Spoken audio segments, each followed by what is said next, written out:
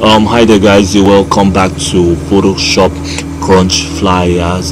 Today we are going to be designing a beautiful birthday flyer using Photoshop CC 2022. Just in case you're joining us for the first time, kindly hit the subscribe button.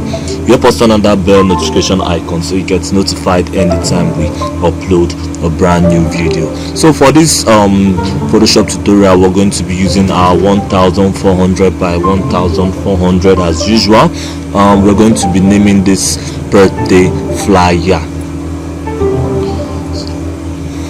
So basically what we are going to be learning and doing in this tutorial is just we're going to be resizing our text. We're going to learn how to place our text perfectly. We are going to learn how to use a very good font, how to get a very pretty background from the default 2022 Photoshop gradient.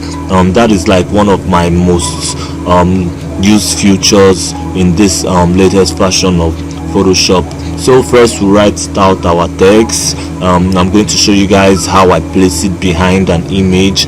So if you're just watching for the first time, I want you to calm down to learn how I made this tutorial so that you can learn along.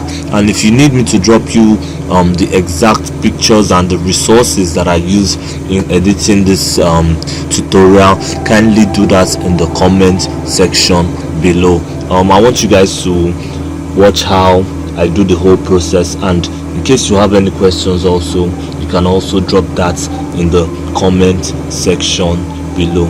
So I'll leave you guys to watch and enjoy this video now. Thank you guys for tuning in.